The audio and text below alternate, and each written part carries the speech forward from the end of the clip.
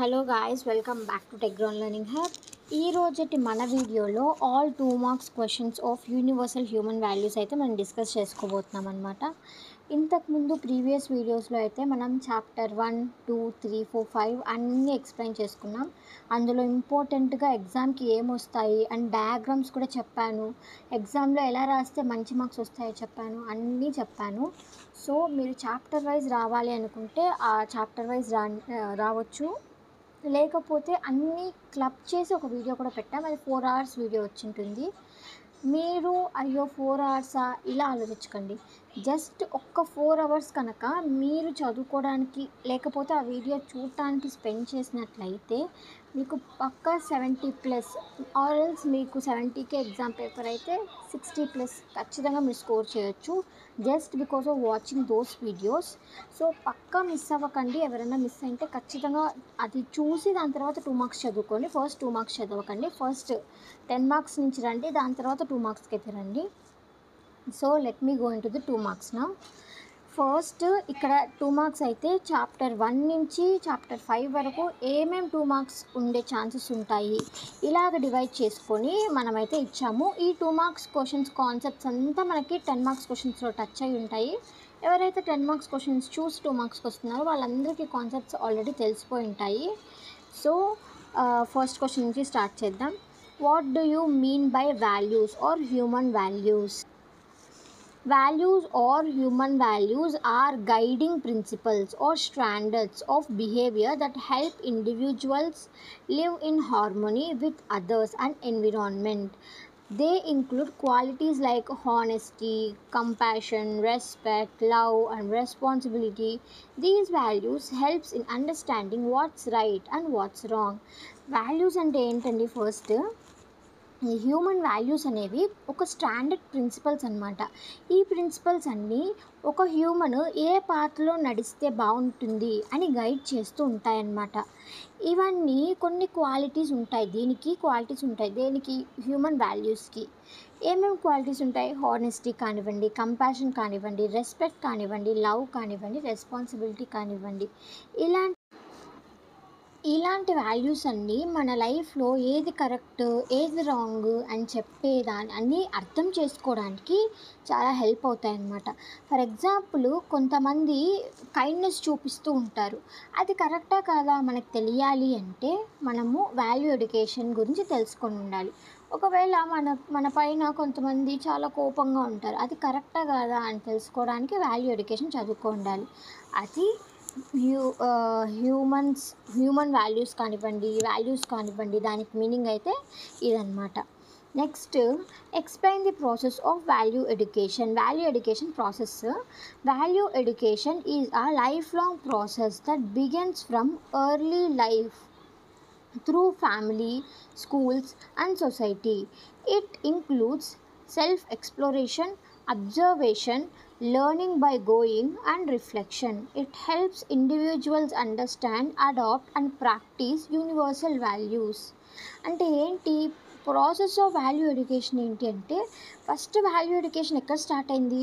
మన early లైఫ్లోనే start అయింది. అంటే ఎప్పుడైతే మన ఫ్యామిలీస్ అంటే 4 fathers ఎప్పుడైతే స్టార్ట్ అయ్యారో అప్పుడే మనకి ఈ వాల్యూ ఎడ్యుకేషన్ కూడా స్టార్ట్ అయిందనమాట.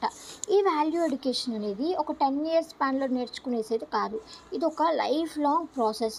ఎప్పుడైతే మనం పుట్టామో అండ్ ఎప్పుడైతే మనం చనిపోతామో ఈ మధ్యలో జరిగేదంతా వాల్యూ ఎడ్యుకేషన్తో సంబంధించి ఉంటుందన్నమాట. ఇది self exploration and observation and ఇది వెళ్తూ ఉంటే మనం నేర్చుకుంటూ ఉంటామన్నమాట. అలాంటివన్నీ ఇందులో ఉంటాయి. ఇది వచ్చేసి ఒక ఇండివిజువల్కి ఏం అర్థం చేసుకోవాలి, ఏమేమి అడాప్ట్ చేసుకోవాలి, ఇలాంటివన్నీ ఉంటాయన్నమాట. ఇది ఎక్కడ టీచ్ చేస్తారు అంటే స్కూల్స్లో, లేకపోతే కొంతమంది ఆఫీసెస్లో అండ్ మనలాంటి కాలేజెస్లో కూడా టీచ్ చేస్తూ ఉంటారు. సో నెక్స్ట్, ఇది process of value education. What do you understand by the value of entity? What is the value of human being? Value of entity అంటే ఏంటి, వాల్యూ ఆఫ్ హ్యూమన్ బీయింగ్ అంటే ఏంటి అని అడిగారు. The value of an entity is it's usefulness or importance in harmony with others. The value of human being is an ability to live with understanding and harmony at all levels: self, family, society, and nature. First value of N entity అంటే అది చాలా useful అనమాట and important. ఎందుకు? ఇంకొకరితో హార్మోనీగా ఉండడానికి ఇది చాలా important. దాని తర్వాత ఈ వాల్యూస్ అనేది ఎప్పుడు బిగిన్ అవుతుంది అంటే ఒకరిని బాగా అర్థం చేసుకున్నప్పుడు ఈ వాల్యూస్ అనేవి బిల్డ్ అవ్వడం స్టార్ట్ అవుతాయి అన్నమాట. ఇది వచ్చేసి ఈ వాల్యూస్ అనేది 4 లెవెల్స్లో డివైడ్ అయి ఉంటాయి. ఈ 4 లెవెల్స్ ఏవేవి అంటే self, family, society and nature. Self లెవెల్లో, ఫ్యామిలీ లెవెల్లో, సొసైటీ లెవెల్లో, నేచర్ లెవెల్లో ఇలా 4 లెవెల్స్లో అయితే డివైడ్ అయి ఉంటాయి అన్నమాట. ఒక ట్రీ వచ్చేసి చాలా వాల్యూ. ఎందుకంటే ఆ ట్రీ బతకడమే కాకుండా ఇంకొంతమందికి ఆక్సిజన్ అయితే ఇస్తుంది. ఒక హ్యూమన్ కూడా ఒక వాల్యూ ఉంటుంది. ఆ హ్యూమన్కి ఉండే వాల్యూ ఏంటి? రిలేషన్షిప్స్ని అర్థం చేసుకోవడం, లేకపోతే ఒకరి పర్స్పెక్టివ్ని దాంతో నుంచి చూడటం అలాగనమాట. నెక్స్ట్ 4th ఏంటి? What is the need for value education in the technical and other professional institutions. అంటే టెక్నికల్ అంటే వాల్యూ ఎడ్యుకేషన్కి ప్రొఫెషనల్ ఇన్స్టిట్యూట్స్కి అండ్ టెక్నికల్ ఎడ్యుకేషన్కి ఉండే సంబంధం ఏంటి అంటే నీడ్ ఏంటి అనేసి అడిగారనమాట. Technical knowledge is alone not enough. Student must learn value, also learn ethical behaviour, responsibility and empathy. Value education develops a balanced personality and helps prevent unethical practices in professions. For example ఏంటి? Not an example, question explain చేసుకుందాం. First క్వశ్చన్లో ఏమడిగారు అంటే ఎందుకు technical education ఒక్కటే సరిపోదు మన లైఫ్లో అనేసి అడిగారనమాట. టెక్నికల్ ఎడ్యుకేషన్ ఒక్కటి లేకపోతే టెక్నికల్ నాలెడ్జ్ ఒక్కటి మనకు సరిపోదు. ఎందుకు అంటే స్టూడెంట్స్ ఖచ్చితంగా ఎథికల్ బిహేవియర్ని నేర్చుకోవాలి, రెస్పాన్సిబిలిటీ నేర్చుకోవాలి, ఎంపతి నేర్చుకోవాలి. ఇదంతా ఎట్లా నేర్చుకుంటాము? వాల్యూ ఎడ్యుకేషన్ ఎప్పుడైతే ఒక పర్సన్లో డెవలప్ అవుతుందో, ఎప్పుడైతే బ్యాలెన్స్ అవుతుందో ఒక పర్సన్కి, అప్పుడే మనం ఈ వాల్యూ ఎడ్యుకేషన్ అయితే లైక్ ఈ ఎథికల్ బిహేవియర్ అయితే నేర్చుకుంటామన్నమాట. ఇవంతా అన్ఎథికల్ ప్రాక్టీసెస్ని ప్రివెంట్ చేస్తుంది, జరగనీయకుండా ఆపేస్తుంది. ఫర్ ఎగ్జాంపుల్ ఇప్పుడు మనం ఏదైనా బిజినెస్ చేసామనుకోండి, ఆ బిజినెస్లో ఎలా ఉంటుంది? మనకి నార్మల్గా కస్టమర్స్ అందరూ వస్తుంటారు, మనం సర్వ్ చేస్తూ ఉంటాం. ఫర్ ఎగ్జాంపుల్ మనకు హోటల్ ఉంది. ఆ హోటల్లో కల్తీలు జరగకుండా ఉండాలి అంటే మనలో వాల్యూస్ ఉండాలి. అరే మనము ఇట్లా ఎక్కువ కల్తీ ఫుడ్ అంతా కలిపేస్తే వాళ్ళ ఆరోగ్యం పాడైపోతుంది కదా. ఇలాంటి ఆలోచన మనకున్నప్పుడు మనం దాంతో ఎటువంటి కల్తీ చేయం. అట్లాంటప్పుడు వాల్యూ ఎడ్యుకేషన్ ఖచ్చితంగా ఉండాలి. దాని తర్వాత ఏంటి? Describe various process of learning. అంటే లెర్నింగ్కి చాలా ప్రాసెస్ అయితే అడిగారనమాట. The process includes reasoning, reading, observing, practising, reflecting and interacting with others. These help in understanding and applying knowledge meaningfully. అంటే లెర్నింగ్ అంటే ఏం లేదు, లైక్ ఏదో ఒకటి తెలుసుకున్నాం అనుకోండి, అది లెర్నింగే. ఇప్పుడు మనం ఏదన్నా విన్నాము, ఓహో ఆ సౌండ్ అలా వస్తుందా అని తెలుసుకోవడం కూడా ఒక టైప్ ఆఫ్ లెర్నింగే. ఈ లెర్నింగ్ ప్రాసెస్ ఏమేమి ఇంక్లూడ్ అవుతాయంటే listening, reading, observing, practising, reflecting, interacting with others. ఇదంతా ఒక టైప్ ఆఫ్ లెర్నింగే, అంటే ప్రాసెస్ ఆఫ్ లెర్నింగే. ఇవంతా మన నాలెడ్జ్ని ఇంకొక చోట మీనింగ్ఫుల్గా అప్లై చేయడానికి బాగా యూజ్ అవుతుందన్నమాట. ఎగ్జాంపుల్ ఏంటి అంటే గ్రూప్ డిస్కషన్స్ ఉంటాయి కదా.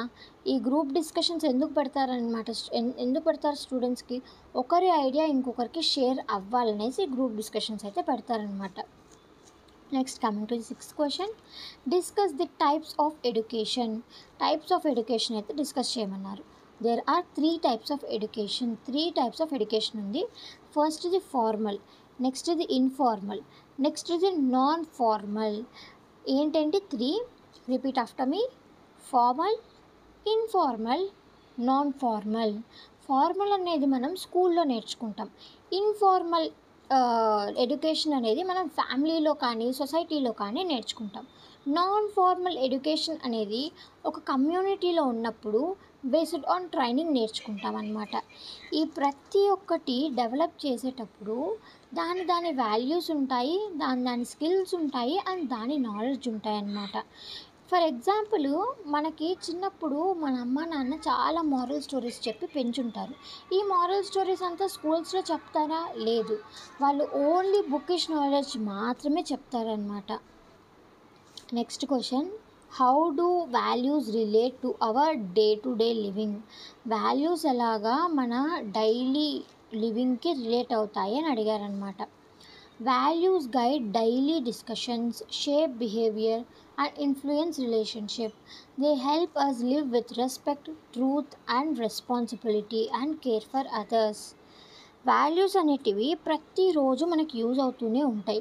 ఎందుకు అంటే మనం పర్ఫెక్ట్ డెసిషన్స్ తీసుకోవడానికి వాల్యూస్ అనేవి ఖచ్చితంగా కావాలన్నమాట. ఇది మన బిహేవియర్ని షేప్ చేయడానికి అండ్ రిలేషన్షిప్స్ని ఇంకా బలపరచడానికి యూజ్ అవుతుంది. ఇవంతా మనం నిజాయితీగా మాట్లాడడానికి, ఇంకొకరికి రెస్పెక్ట్ ఇవ్వడానికి, రెస్పాన్సిబిలిటీస్ని నేర్చుకోవడానికి అండ్ అందరినీ కేరింగ్గా చూడటానికి, ఇలాంటివన్నీ వాల్యూస్కి డే టు డే లైఫ్కి రిలేట్ అవుతాయన్నమాట. Next 8th question, differentiate between values and skills. Values అంటే ఏంటి, స్కిల్స్ అంటే ఏంటి? Values are internal beliefs that guide behaviour, while skills are abilities to perform tasks. Skills need values for meaningful application. అంటే values అనేది మన internal beliefs, అంటే మన మనసులో ఉండే నమ్మకాలు. ఆ నమ్మకాలు మన బిహేవియర్ని గైడ్ చేస్తాయన్నమాట. అదే స్కిల్స్ అనేటివి మన ఎబిలిటీస్ని తెలియజేస్తాయి. దేని ద్వారా? మనం ఏదో ఒక పని చేస్తాం కదా, దాని ద్వారా అన్నమాట. మనము స్కిల్స్ అనేది పర్ఫెక్ట్గా అప్లై చేయాలి అంటే మనం ఖచ్చితంగా మన స్కిల్స్ని వాల్యూతో టైఅప్ చేసిన తర్వాతే మనం మీనింగ్ఫుల్ అప్లికేషన్స్ అనేది బిల్డ్ చేయగలుగుతామన్నమాట. ఫర్ ఎగ్జాంపుల్, ఇప్పుడు ఒక డాక్టర్, ఆయనకి మంచి డాక్టర్ స్కిల్స్ ఉన్నాయి. ఆయన ఒక 10-15 సంవత్సరాలు కష్టపడి చదివి డాక్టర్ అయ్యారు. ఆయనకి మంచి స్కిల్స్ ఉన్నాయి. కానీ మంచి మనసు లేకపోతే అంత చదువుకొని కూడా ఆయన ఎక్కువ మనీ అయితే తీసుకుంటాడు. లేకపోతే కావాలని లేని డిసీజెస్ కూడా చెప్పే ఛాన్సెస్ ఉంటాయి. కానీ ఎప్పుడైతే డాక్టర్కి ఎంపతి లేకపోతే వాల్యూస్ ఉంటాయో అప్పుడు ఆయన అలా చేయలేడు. జస్ట్ ఆయన స్కిల్స్ని యూజ్ చేసుకొని వాల్యూస్తో టైఅప్ చేసి కరెక్ట్గా అందరికీ న్యాయం చేస్తాడనమాట. అది ఒక example. Define self exploration. Self exploration అంటే ఏంటి? Self exploration is a process of looking with one self to understand once thoughts, feelings and desires. It helps identify right values and personal growth. Self exploration అనేది ఒక process అన్నమాట. అది ఎక్కడి నుంచి start అవుతుంది? ఒక ఏమన్నా అంటారు, లైక్ ప్రపోజల్ నుంచి స్టార్ట్ అవుతుంది. ప్రపోజల్ నుంచి right values or right decision making దాకా అది ఎండ్ అవుతుందన్నమాట. ఒక ప్రపోజల్ అనేది ఎప్పుడూ కరెక్ట్ అవ్వాలని లేదు. ఈ సెల్ఫ్ ఎక్స్ప్లోరేషన్ ప్రాసెస్ అనేది మనం క్లియర్గా ఎక్స్ప్లెయిన్ చేస్తున్నాము. మీకు 10 మార్క్స్కి వచ్చే ఛాన్సెస్ కూడా చాలా ఎక్కువ ఉంటాయి ఈ సెల్ఫ్ ఎక్స్ప్లోరేషన్ నుంచి. ఒకసారి చూసుకోండి. వీడియో అనేది అరౌండ్ 6 to 7 minutes ఉంటుంది. జస్ట్ ఒక 10 మార్క్స్ గెయిన్ చేసుకోవాలంటే ఆ సెల్ఫ్ ఎక్స్ప్లోరేషన్ వీడియో అయితే చూడండి. నెక్స్ట్ ఏంటి? Describe the steps involved in self exploration. Self ఎక్స్ప్లోరేషన్లో ఏమేమి స్టెప్స్ ఉన్నాయి? First, observation one's thoughts and feelings. First మన థాట్స్ అనేటివి మనం అబ్జర్వ్ చేసుకోవాలన్నమాట. దాని తర్వాత పర్సనల్గా మన ఎక్స్పీరియన్స్ని వెరిఫై చేసుకోవాలి. దాని తర్వాత మనము న్యాచురల్గా దీన్ని ఎట్లా ఉంటుంది అని చెప్పి ఎవాల్యుయేషన్ వేసుకోవాలన్నమాట. దాని తర్వాత రియలైజ్ చేసి దాన్ని ప్రాక్టీస్ చేయాలి. ఫర్ ఎగ్జాంపుల్, మన లైఫ్లో యాంగర్ అనేది ఉండాలా ఉండొద్దా? ఇది ఒక ప్రపోజల్. నా లైఫ్లో యాంగర్ మంచిది అనేది ఒక ప్రపోజల్ అనమాట. ఆ ప్రపోజల్ అనేది 2 ప్రాసెసెస్ ద్వారా మనకి కరెక్ట్ రైట్ అండర్స్టాండింగ్ అయితే వస్తుందన్నమాట. ఒకటి న్యాచురల్ యాక్సెప్టెన్స్, ఇంకొకటి ఎక్స్పెరిమెంటల్ వ్యాలిడేషన్. ఈ 2 మనకి సెల్ఫ్ ఎక్స్ప్లోరేషన్లో ఉంటాయి. సో ఇలాగా మనము self exploration process or steps అనేటివి ఉంటాయన్నమాట. Next unit 2 harmony in human బీయింగ్లో హార్మోనీ ఎలా ఉంటుంది అని చెప్పి అడిగారు. Distinguish between sukh and suvidha in detail, taking needs of your self as example. ఇప్పుడు సుఖ్ అంటే ఏంటి, సువిధ అంటే ఏంటి? సుఖ్ అంటే మనం హ్యాపీగా ఉండడం, అంటే కొంచెం మన ఇన్నర్ పీస్ అనేది మెంటల్ పీస్ ఉండడము, అంటే ఇప్పుడు ఎక్కువ టెన్షన్స్ ఉండకూడదు, అలాంటి లైఫ్ ఉండడాన్ని సుఖ్ అంటారనమాట.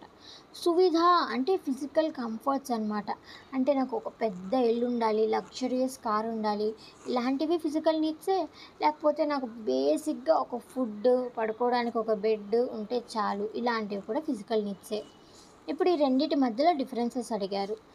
సుఖ్ అంటే కంటిన్యూస్ హ్యాపీ లైఫ్ అన్నమాట. సువిధ అంటే ఫిజికల్ కంఫర్ట్ ఆర్ ఫెసిలిటీస్. సుఖ్ అనేది లాంగ్ లాస్టింగ్గా ఉంటుంది, ఇంటర్నల్ అన్ని, లైక్ సుఖ్ అనేది మన సెల్ఫ్కి సంబంధించింది, వేరే సువిధ అనేది టెంపరీ అండ్ ఎక్స్టర్నల్ అంటే మన బాడీకి సంబంధించింది. ఫర్ ఎగ్జాంపుల్, మనం మొబైల్ ఫోన్ ఎక్కువ చూస్తూ ఉన్నాం అనుకోండి, సువిధకి కంఫర్ట్గా ఉంటుంది, అంటే మన ఫిజికల్ నీడ్స్కి అయితే, అంటే మన బాడీకి కంఫర్ట్గా ఉంటుంది. వేరే సుఖ్ అనేది లైక్ ఉండదన్నమాట, అంటే కొంచెం తల నొప్పి రావడం కానీ ఇలాంటివి జరుగుతూ ఉంటాయన్నమాట. కానీ ఎప్పుడైతే మనము మన ఫ్రెండ్తో మాట్లాడుతూ ఉన్నాం అనుకోండి, అంటే ఎవరైతే ఎక్కువ ఇష్టం ఉంటారో వాళ్ళతో మాట్లాడుతూ ఉన్నాం అనుకోండి, అప్పుడు మన సుఖ్ కూడా హ్యాపీగా ఉంటుంది. నెక్స్ట్ క్వశ్చన్ ఏంటి, human being is more than just body, justify. Human being అనేవాడు బాడీ కంటే ఎక్కువ, దీన్ని ఎక్స్ప్లెయిన్ చేయమన్నాడు. ఇప్పుడు మనకు బాడీ ఉంది, బాడీతో మనం ఏం చేయగలుగుతాము, జస్ట్ పనులు చేయగలుగుతాము. ఎట్లాంటి పనులు, ఫిజికల్ పనులు. అంటే ఇప్పుడు సివిల్ ఇంజనీర్ ఉన్నాడు, ఆయనకి బాడీతోనే వర్క్, అంటే సరిపోతుందా, లేదు, ఆయన బ్రెయిన్తో కూడా ఆలోచించాలి, అలాగనమాట. A human being is a combination of both body and self, I or consciousness. The body needs food and shelter while the self needs knowledge, happiness and peace. Fulfilling both needs leads to the complete well-being. అంటే human body అనేది ఒక body మాత్రమే కాదు, అది self plus body కలిపితేనే human body అంటారనమాట. ఈ human బాడీకి నీడ్స్ అనేటివి ఉంటాయి, బేసిక్ నీడ్స్ లైక్ ఫుడ్ కానివ్వండి, షెల్టర్ కానివ్వండి, ఇలాంటివి. అదే సెల్ఫ్కి బేసిక్ నీడ్స్ ఏంటి, కొంచెం నాలెడ్జ్ ఉండాలి, హ్యాపీనెస్ ఉండాలి, పీస్ ఉండాలి, ఇలాంటివంతా బేసిక్ నీడ్స్ అనమాట. ఎప్పుడైతే మనము రెండింటిని, అంటే నీడ్స్ని అండ్ మన సెల్ఫ్ నీడ్స్ని, బాడీ నీడ్స్ని ఎప్పుడైతే ఫుల్ఫిల్ చేస్తామో అప్పుడే మనం కంప్లీట్ హ్యూమన్ బీయింగ్గా ఉన్నట్లు. కాబట్టి దీన్ని బట్టి ఏమర్థమైంది, హ్యూమన్ బీయింగ్ అనేవాడు ఓన్లీ బాడీ కాదు, more than a body.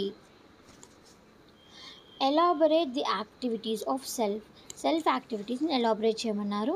The self does activities like desires, what we want, thoughts, how we think, and expectations, what we hope. These guides our behaviour and decision making. అంటే ఏంటి, self అనేది మనకేం కావాలో decide చేస్తుంది, and మనం ఏం ఆలోచిస్తున్నామో దానికే సంబంధించింది. దాని తర్వాత మనకి ఏం ఎక్స్పెక్టేషన్స్ ఉన్నాయో, అంటే జాబ్ పరంగా కానివ్వండి, కెరియర్ పరంగా కానివ్వండి, ఇలాగా ఏం ఎక్స్పెక్టేషన్స్ ఉన్నాయో, దాని తర్వాత మంచి డెసిషన్స్ ఎలా తీసుకోవాలి, ఇదంతా కూడా మన సెల్ఫ్కి సంబంధించిన యాక్టివిటీస్ అన్నమాట. Next, name 2 consequences of confusing between sukh and Suvidha. ఇప్పుడు సుఖ్ అంటే ఏంటి, సువిధ అంటే ఏంటో తెలుసుకున్నాము. ఇప్పుడు మనము కన్ఫ్యూజ్ అయిపోయామనుకోండి, ఇప్పుడు సుఖ్ ఉంటే చాలు, నాకు సువిధ కూడా ఉంటుంది అనుకున్నాం అనుకోండి. అంటే సుఖ్ అంటే ఏంటి, లగ్జరియస్ లైఫ్ ఉండడం, అంటే ఇప్పుడు నా దగ్గర ఒక పెద్ద బంగ్లా ఉంది, కారు ఉంది, అన్నీ ఉన్నాయి, కానీ అలా ఉండడం వల్ల నాకు సుఖ్ వచ్చేస్తుందా అని అనుకుంటే అది తప్పనమాట. అదే కన్ఫ్యూజన్ అంటారనమాట. అంటే సువిధ ఉంటే మనకి సుఖ్ రాదు. ఇప్పుడు నా దగ్గర లక్షల కోట్లు ఉండనివ్వండి, ఒక మెంటల్ పీస్ లేకపోతే నేను ఆనందంగా ఉండగలుగుతానా, ఉండలేను, దాన్నే సుఖ్ అంటారు. దీనివల్ల ఏం కాన్సిక్వెన్సెస్ వస్తాయి అంటే, running behind the materials or things blindly, అంటే ఎప్పుడు డబ్బులు చుట్టూనే మనం పరిగెడతా ఉంటామన్నమాట. Feeling stressed or unsatisfied even after gaining comforts.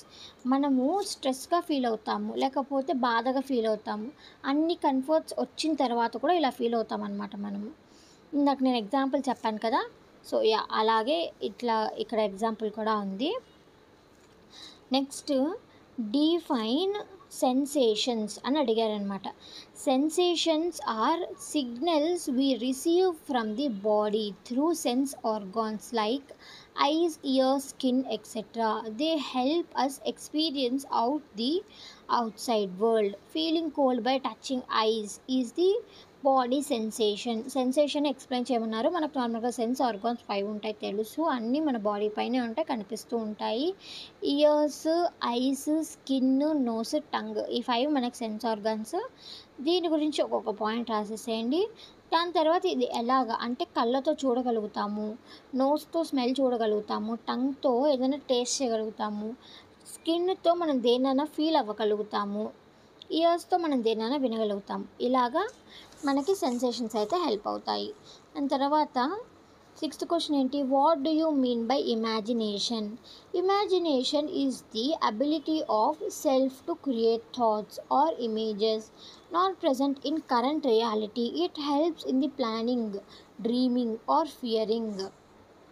అంటే ఏంటి, ఇమాజినేషన్ అనేది ప్రజెంట్లో ఉండదు, అది జస్ట్ ఒకవేళ ఇట్లా ఉంటే ఏమయ్యేది అని మనం ప్లాన్ చేసుకుంటే, లేకపోతే భయపడితే, లేకపోతే కలలు గంటే, ఇలాగా మనకి ఇమాజినేషన్ అయితే ఫామ్ అవుతుందన్నమాట.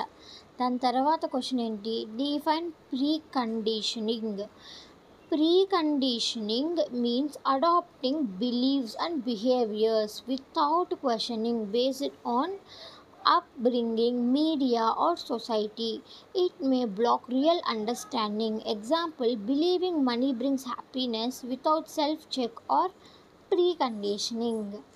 ప్రీ కండిషనింగ్ అంటే ఏదో ఒక నమ్మకాలు ఉంటాయి, మూఢనమ్మకాలు అనొచ్చు, లేకపోతే మన బిహేవియర్స్ ఉంటాయి, ఇలాంటివన్నిటిని మన లైఫ్లోకి రానిచ్చేయడం వితౌట్ ఎనీ క్వశ్చన్స్. ఇది ఎందుకు చేయాలి, ఇది దేనివల్ల చేయాలి, చేస్తే మనకి ఏమొస్తుంది, ఇట్లాంటి బేసిక్ క్వశ్చన్స్ ఏమీ అడగకుండా మనం దాన్ని మన లైఫ్లోకి ఎంటర్ చేసేసామనుకోండి, దాన్ని ప్రీ కండిషనింగ్ అంటారనమాట. ఇది వచ్చేసి రియల్ అండర్స్టాండింగ్కి మనకి యూజ్ అవుతాయి అన్నమాట. ఎగ్జాంపుల్ ఏంటి, మనీ అనేది హ్యాపీనెస్ తెస్తుంది అని మనం అనుకున్నాం అనుకోండి, ఏ క్వశ్చన్స్ వేయకుండా మన సెల్ఫ్ని, అది తప్పు, దాన్ని ఒక ప్రీ కండిషనింగ్ అంటారనమాట. దాని తర్వాత question, elaborate the activities of body. ఇందాక సెల్ఫ్ చూసాం, ఇప్పుడు బాడీది. బాడీ ఏమేమి యాక్టివిటీస్ పర్ఫామ్ చేస్తాయి, బ్రీతింగ్, మూవింగ్, ఈటింగ్, సెన్సింగ్, ఇలాంటివంతా పర్ఫామ్ చేస్తాయి. ఇదే body activities. Next, what is happiness? Happiness అంటే ఏంటి? Happiness is the inner state of satisfaction and harmony in the self. It is continuous, not dependent on external objects. Happiness అనేది ఒక satisfaction అనమాట. మన next question ఏంటి అంటే, what is happiness? Happiness అంటే it is the inner state of the satisfaction and harmony in the self. It is continuous, not dependent on external object. అంటే ఏంటి, happiness అంటే ఇది ఒక ఇన్నర్ స్టేట్ ఆఫ్ సాటిస్ఫాక్షన్ అనమాట. ఇది వచ్చేసి మన సెల్ఫ్ పైన అండ్ సెల్ఫ్ యొక్క హార్మోనీ పైన డిపెండ్ అయి ఉంటుంది. ఇది సెల్ఫ్కి సంబంధించిన థింగ్. ఇది ఎప్పుడు కంటిన్యూస్ హ్యాపీనెస్ అనేది, ఇది దేనిపైన డిపెండ్ అయి ఉండదు. ఫర్ ఎగ్జాంపుల్, ఇప్పుడు మనం ఇక్కడ ఉండి ఎవరికన్నా ఏదైనా హెల్ప్ చేసినా, అదే యూఎస్లో ఉండి, కెనడాలో ఉండి, జపాన్లో ఉండి, అక్కడుండి మనం ఎవరికైనా హెల్ప్ చేసినా మనకు వచ్చే హ్యాపీనెస్ ఒకటే, రెండు ఏమీ పెద్దగా చేంజ్ ఉండదు. దాని తర్వాత డిఫైన్ స్వస్థ్య అండ్ సంయమ. స్వస్థ్య అంటే ఏంటి, సంయమ అంటే ఏంటి? స్వస్థ్య అంటే హెల్త్ అనమాట, మంచి హెల్త్ అంటే స్వస్థ్య అంటాం అనమాట. సంయమ అంటే సెల్ఫ్ కంట్రోల్, సెల్ఫ్ కంట్రోల్ ఉంటే సంయమ అంటాము. ఇప్పుడు స్వస్థ్య ఎవరికి కావాలి, మన బాడీకి కావాలి. అదే సంయమ ఎవరికి కావాలి, మన సెల్ఫ్కి కావాలి. ఇప్పుడు సెల్ఫ్ కంట్రోల్ అనేది మన సెల్ఫ్కే కదా కావాల్సింది. సో స్వాస్థ్య అనేది మంచి హెల్త్ అనేది మన బాడీ ప్రాపర్గా ఫంక్షన్ అవ్వడానికి కావాలి. సంయమ అనేది మన సెల్ఫ్ అనేది పర్ఫెక్ట్గా కంట్రోల్ అవ్వడానికి కావాలి.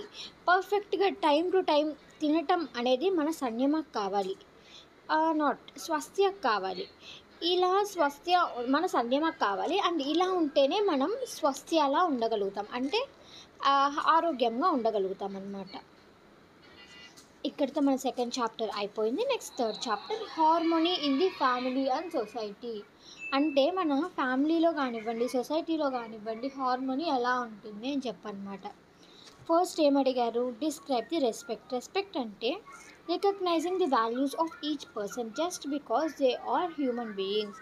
It's about accepting and valuing others as equal. Listening to someone without judging them shows respect. అంటే ఏంటి రెస్పెక్ట్ అంటే ఏంటి అంటే, ఒక పర్సన్ ఏమైనా చెప్తే దాన్ని యాక్సెప్ట్ చేయటం అనమాట. దాన్ని యాక్సెప్ట్ చేస్తూ నువ్వు కూడా నాతో సమానమే అని చూడటాన్ని రెస్పెక్ట్ అంటామన్నమాట. ఫర్ ఎగ్జాంపుల్, ఇప్పుడు మన పేరెంట్స్ ఏమైనా చెప్పారనుకోండి, వాళ్ళు ఎప్పుడు మన మంచి కోసమే చెప్తారు. దాన్ని మనం జడ్జ్ చేయకుండా విన్నప్పుడే మనకి వాళ్ళపైన రెస్పెక్ట్ ఉన్నట్లు అనమాట. Second question, how does affection lead to harmony in the family. Affection అనేది ఒక ఫ్యామిలీలో ఎలాగా హార్మోనీకి లీడ్ చేస్తుంది అని అడిగారనమాట. Affection builds love and care among the family members. When we show affection, misunderstandings reduce and unity increases. Affection అనేది, harmonic అనేది చాలా ఇంపార్టెంట్ అనమాట. ఈ ఎఫెక్షనే మనకి లవ్ని కానివ్వండి, కేర్ని కానివ్వండి బిల్డ్ చేస్తుంది. ఫ్యామిలీ మెంబర్స్లో కానివ్వచ్చు, ఫ్రెండ్స్లో కూడా కానివ్వచ్చు. ఇక్కడ ఫ్యామిలీకి అడిగారు కాబట్టి ఫ్యామిలీ మెంబర్స్ అని మెన్షన్ చేస్తాము. ఎప్పుడైతే మనం ఇంకొకరి పైన ఎఫెక్షన్ చూపిస్తామో అప్పుడే మనలో మిస్అండర్స్టాండింగ్స్ తగ్గుతాయి అండ్ యూనిటీ అనేది పెరుగుతుంది. మనము మన సిస్టర్కి కానీ బ్రదర్కి కానీ హోంవర్క్లో హెల్ప్ చేసామనుకోండి విత్ ఎఫెక్షన్, అది ఎక్కువ క్లోజ్నెస్ని తెస్తుంది మన మధ్యలో, మన సిబ్లింగ్ మధ్యలో. Next question, differentiate between the guidance and reference. గైడెన్స్కి రెఫరెన్స్కి డిఫరెన్సెస్ అడిగారనమాట. Guidance means showing the right path. Reference is the deep respect with devotion. Guidance is given by elders or teachers, while reverence is the respectful feeling towards them. For example, a teacher is guiding you and your respectful attitude towards the teacher or guidance and reverence. అంటే ఏంటి guidance అంటే మనకి correct path చూపిస్తాం కదా. ఇప్పుడు నేను మా చెల్లెలకి ఇది చదువుకో అనేసి ఎక్స్ప్లెయిన్ చేస్తాను అనమాట. దాన్ని మనం ఏమంటాము, గైడెన్స్ అంటామన్నమాట. ఇప్పుడు నేను మా చెల్లికి కోపంగా కొట్టి చెప్తున్నానా లేకపోతే ప్రశాంతంగా చెప్తున్నానా, దాన్ని బేస్ చేసుకొని రెఫరెన్స్ అనేది ఉంటుంది. అంటే నేను ప్రశాంతంగా చెప్పినట్లయితే అది రెస్పెక్ట్తో ఉండే రెఫరెన్స్ అనమాట. కోపంగా చెప్తే అది మంచి రెఫరెన్స్ కాదు. ఇది రెఫరెన్స్ అంటే. గైడెన్స్ అంటే మీకు నార్మల్గా తెలుసు. నెక్స్ట్ ఏంటి, explain the feeling of glory. Glory అంటే ఏంటి, దాని ఫీలింగ్ ఏంటి అనేసి అడిగారనమాట. Glory means recognizing excellence in others and feeling inspired by it. It motivates to improve ourselves. Example, admiring a scientist's invention and work harder in this science and shows glory. Glory అంటే ఏం లేదు, ఒకరు చేసిన పనిని మెచ్చుకొని, అంటే like మనం inspire అయినప్పుడు వాళ్ళని మెచ్చుకొని వాళ్ళకు ఒక మోటివేషన్ లాంటిది ఇచ్చామనుకోండి, దాన్నే మనం గ్లోరీ అంటామన్నమాట. నెక్స్ట్ ఫిఫ్త్ క్వశ్చన్ ఏంటి, what are the 4 elements of justice. 4 elements of justice ఏది అని అడిగారనమాట. Recognisation of mutual feelings, fulfilment of feelings, trust and respect. ఈ 4 ఎలిమెంట్స్ అయితే జస్టిస్కి సంబంధించింది. దాని తర్వాత list out the 9 universal human values in a relationship. 9 universal human values, ఇది మీరు గుర్తుపెట్టుకోవాలి. Trust, respect, affection, care, guidance, reference, glory, gratitude, love. ఈ 9 డెఫినేషన్స్ అన్నీ నేర్చిపెట్టుకోండి, పక్కా 10 మార్క్స్లో కూడా వస్తుంది. లైక్ డిఫరెన్సెస్లో కూడా రావచ్చు. ట్రస్ట్కి రెస్పెక్ట్కి డిఫరెన్స్ చెప్పండి, ట్రస్ట్కి ఎఫెక్షన్కి డిఫరెన్స్ చెప్పండి, ఇలాగ రావచ్చు. అలాగా ఈ 9 నేర్చిపెట్టుకుంటే మీకు పక్క ఒక 10 మార్క్స్ క్వశ్చన్ అయితే తగులుతుంది అనమాట. So next, what problems are created when we discriminate అంటే ఏంటి? ఒకరిని తక్కువ చేసి చూడడం. అది బేస్డ్ ఆన్ కాస్ట్ కానివ్వండి, జెండర్ కానివ్వండి, ఏజ్ కానివ్వండి, కలర్ కానివ్వండి, ఇలాగ దేన్ని బేస్ చేసుకొని ఇంకొకరిని డిస్క్రిమినేట్ చేసిన డిస్క్రిమినేషన్ కిందకు వస్తుందన్నమాట. అంటే దేన్ని బేస్ చేసుకొని తక్కువ చేసి చూసినా అది డిస్క్రిమినేషన్ కిందకు వస్తుంది. డిస్క్రిమినేషన్ ఏమి కాజ్ చేస్తుంది అంటే, డిస్క్రిమినేషన్ అనేది ఇంకొకరిని హర్ట్ చేస్తుంది, ఇన్ఈక్వాలిటీని పెంచుతుంది అండ్ యూనిటీని తగ్గిస్తుంది. ఇది వచ్చేసి ఒకరిపైన ఇంకొకరికి కాన్ఫ్లిక్ట్ని, యాంగర్ని పెంచుతుంది అండ్ సోషల్గా ఒకరినొకరు డివిజన్ చేసుకునేలా చేస్తుంది అన్నమాట. So next, difference between respect and differentiation. రెస్పెక్ట్కి డిఫరెన్సియేషన్కి డిఫరెన్స్ చెప్పమన్నారు. రెస్పెక్ట్ అంటే అందరి మాటలు వినడం, అందరి మాటలు తీసుకోవడాన్ని రెస్పెక్ట్ అంటాము. అందరినీ ఈక్వల్గా చూడటాన్ని రెస్పెక్ట్ అంటాము. డిఫరెన్సియేషన్ అంటే ఒక పర్సన్ ఇంకొక పర్సన్ని అన్ఈక్వల్గా చూడటాన్ని డిఫరెన్షియేషన్ అంటాము. ఈ డిఫరెన్షియేషన్ అనేది based on cost, money, appearance అనే దాన్ని బట్టి వేరీ అవుతూ ఉంటుంది. రెస్పెక్ట్ అనేది దేన్ని బట్టి వేరీ అవ్వదు. ఎవరికైనా respect is a respect. So next ఏంటి? What is intention and competence. Intention అంటే ఏంటి? కంపిటెన్స్ అంటే ఏంటి? Intention is our desire to do and competence is our ability to do it. Intention without competence can leads to mistakes while both are needed for success. మనకి ఒక additional point చెప్తున్నా చూడండి. Intention and competence are required for trust. అంటే ఏంటి? మనకి person అన్నా నమ్మాలి అంటే ఎప్పుడు నమ్మాలి అంటే ఇంటెన్షన్, ట్రస్ట్ రెండు కలిసి ఉన్నప్పుడే మనం ఆ పర్సన్ అయితే నమ్ముతామన్నమాట. ఫర్ ఎగ్జాంపుల్, ఇప్పుడు మన మదర్ మనకేం చెప్తారు? బ్యాడ్ హ్యాబిట్స్ అంతా మానేసే, నువ్వు సిగరెట్ మానేసే, మందు మానేసే, ఇలాంటివన్నీ మానేసే అని చెప్తుంది మనకి. మన ఇంటెన్షన్ ఏముంటుంది? అరే అమ్మ ఇంతగా చెప్తుంది కదా, మనం కూడా మానేద్దాము, ఇంకా ముట్టుకోవద్దు, అసలుకి సిగరెట్ అసలు కాల్చకూడదు అనుకుంటాము. కానీ ఏమవుతుంది? కంపిటెన్స్, అది ఇంటెన్షన్ అంటారనమాట. కానీ కంపిటెన్స్ అంటే ఇంకొక నలుగురు ఫ్రెండ్స్ చేతుల్లో చూసేసరికి నాకు కూడా ఒకటి అని చెప్పేసి మనం కూడా స్టార్ట్ చేసేస్తాం అది చేయటం. సో అది కంపిటెన్స్ అనమాట. ఎప్పుడైతే మన ఇంటెన్షన్, కంపిటెన్స్ ఈక్వల్గా ఉంటాయో, ఇప్పుడు మన ఫ్రెండ్స్ చేతిలో చూసినప్పుడు కూడా మన మమ్మీ చెప్పారు నేను చేయకూడదు అని చెప్పి పక్కకు వచ్చేయాలి, దాన్ని కంపిటెన్స్ అంటారు. ఈ రెండు కలిసి ఉన్నప్పుడే కదా మన మదర్కి మన పైన ట్రస్ట్ అనేది బిల్డ్ అవుతుంది. ఓన్లీ నీ మనసులో ఉండే ఇంటెన్షన్ మంచిగా ఉంటే సరిపోదు, also competence should be match with that. ఇది గుర్తుపెట్టుకోండి. నెక్స్ట్ 10th క్వశ్చన్ ఏంటి? What are the foundational values of relationships. Already discuss చేసుకున్నాం, 9 డిస్కస్ చేశాను కదా పైన, ఆ 9 ఇక్కడ కూడా రాసేసేయండి సరిపోతుంది. Next 4th question, harmony in nature or existence. Define harmony in nature. Harmony in nature means all parts of nature like plants, animals, air, water work together smoothly. Every element supports each other and there's a natural balance. అంటే harmony in nature అంటే ఏంటి? నేచర్లో అన్ని parts వస్తాయి, human beings కూడా వస్తారనమాట. అంటే ఏంటి అంటే ప్లాంట్స్ వస్తాయి, యానిమల్స్ వస్తాయి, ఎయిర్, వాటర్, ఇలాంటివన్నీ మనకి నేచర్ కిందకు వస్తాయన్నమాట. ఇవంతా ఏంటి? ఒకరికి ఒకరు హెల్ప్ చేసుకుంటూ ఉంటాయి. ఫర్ ఎగ్జాంపుల్, ట్రీస్ అనేటివి మన యానిమల్స్కి, మనకందరికీ ఆక్సిజన్ ఇస్తుంది. సేమ్ వేలో మనం ట్రీస్కి ఏమి ఇస్తాం? Return back carbon dioxide release చేస్తాం కదా, అని మనం ట్రీస్కి ఇస్తాం. ఇలాగ మనకి హార్మోనీ నేచర్ అయితే ఉంటుందన్నమాట. What do you meant by coexistence? Coexistence means living together peacefully without harming one another. Every element in the nature accepts and supports the presence of others. అంటే ఏంటండి? ఫస్ట్ ఇప్పుడు ఎగ్జిస్టెన్స్ అంటే ఏంటి? ఇప్పుడు నా పక్కన ఒక వాటర్ బాటిల్ ఉంది అంటే అది నా పక్కన ఉంది కాబట్టి ఎగ్జిస్ట్ అయ్యి ఉంది, దీన్ని ఎగ్జిస్టెన్స్ అంటామన్నమాట. కోఎగ్జిస్టెన్స్ అంటే ఏంటి? ఇప్పుడు ఫర్ ఎగ్జాంపుల్, నా దగ్గర ఒక కుక్కపిల్ల ఉందండి, ఆ కుక్కపిల్ల నా పక్కన ఉంది అంటే నా పక్కన అది ఎగ్జిస్ట్ అయ్యి ఉంది. ఇప్పుడు కో ఎగ్జిస్టెన్స్ అంటే ఏంటి? నేను ఆ కుక్కపిల్లకి హెల్ప్ చేయాలి. ఇప్పుడు దానికి ఎట్లా నేను హెల్ప్ చేస్తాను? ఫుడ్ పెట్టి వాటర్ ఇచ్చి ఇలాగా దాన్ని కొంచెం క్లీన్ చేసి ఇలాగా హెల్ప్ నేను దానికి ఇస్తాను.